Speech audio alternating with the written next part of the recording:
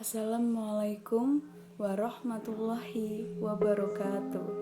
Hai teman-teman, perkenalkan saya Novia Gita Rahmawati dari kelas Perbankan Syariah 2G dengan NIM 205231271 ingin menyampaikan tentang peristiwa Perjanjian Giyanti dan terbelahnya Jawa. Perjanjian Giyanti adalah sebuah perjanjian yang disusun sebagai bentuk kesepakatan antara pihak Belanda, yaitu perusahaan dagang yang bernama Verenigde Oost-Indisch Compagnie atau yang disebut dengan VOC, dengan pihak Indonesia, yaitu Kesultanan Mataram Islam, yang terdiri dari Mangkubumi III, Pangeran Mangkubumi, dan VOC yang telah disebutkan di atas. Perjanjian ini ditandatangani pada 13 Februari 1755. Pada saat itu, Perjanjian Giyanti adalah peristiwa besar di masa lalu.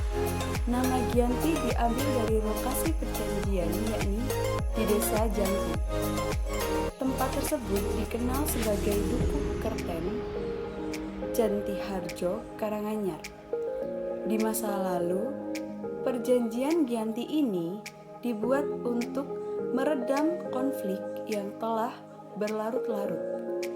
Pasca perpindahan Keraton Kartosuro ke Surakarta, konflik tersebut pun belum mereda. Pada waktu itu, Mangkubumi membantu Pakubuwono II dalam meredakan konflik, mendapat hadiah sebidang tanah. Namun, luas tanah yang diberikan menimbulkan kecemburuan, sehingga salah satu pangeran mengeluhkan ketidakadilan terkait hadiah tersebut kepada Gubernur Jenderal Baron van Imhoff. Lalu, gubernur tersebut membuat keputusan sehingga tanah hadiah tersebut tidak jadi dimiliki oleh Mangkubumi. Setelah adik Pakubuwono II pergi meninggalkan Jawa, terjadilah perang Mangkubumen. Puluhan ribu prajurit kompeni dan prajurit Jawa meninggal.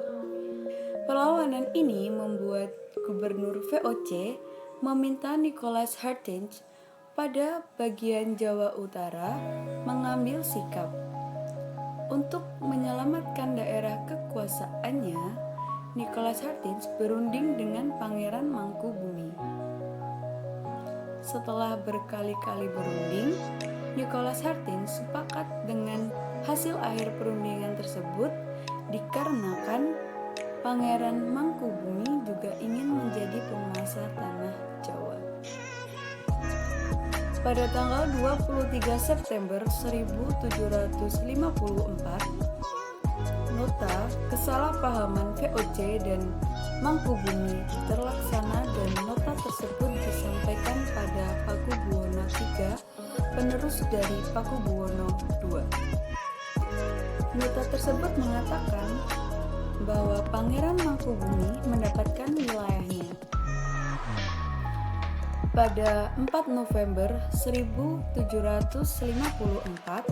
Pakubuwono menyatakan persetujuannya terkait dengan perundingan Gubernur Jawa Utara dan Pangeran Mangkubumi tersebut.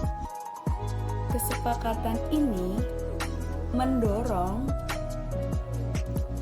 sebuah perjanjian besar yang ditandatangani di Desa Giyanti. Penandatanganan perjanjian Giyanti ini menjadi awal terbelahnya Pulau Jawa menjadi dua bagian atau dikenal dengan istilah Palihan Nagari. Hal tersebut menjadi awal mulanya kenaikan tahta Mangkubumi di Yogyakarta sebagai Sri Sultan Hamengkubuwono I. Sejak ditandatangani perjanjian tersebut pada tanggal 13 Februari 1755, perjanjian Giyanti yang tidak merinci pembagian wilayah menimbulkan rentetan peristiwa.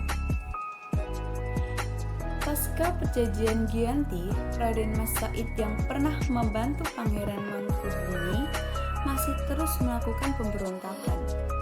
Selain Raden Mas Said, Pangeran Sambernyawa turut menuntut hak sebagai penguasa wilayah. Dalam pergerakannya, pada Oktober 1755, Pangeran Sambernyawa berhasil mengalahkan satu kelompok prajurit VOC. Lalu, pada Februari 1756, dia hampir membakar keraton Yogyakarta. Setelah perang berakhir, akhirnya VOC menyudahi dengan penandatanganan perjanjian Salatiga pada tahun 1757. Perjanjian ini membuat tanah Jawa kembali terbagi. Pada perjanjian ini disepakati bahwa Pangeran Sambernyawa bagian dari wilayah Kasunanan Surakarta. Setelah kedatangan Thomas Stamford Raffles, Jawa memiliki 4 wilayah pemerintahan. Hal ini mengantarkan Jawa pada rupa yang beragam. Sekian penyampaian dari saya. Apabila ada salah kata maupun perilaku yang kurang berkenan, saya mohon maaf. Wabillahi taufiq wal hidayah. Wassalamualaikum warahmatullahi wabarakatuh.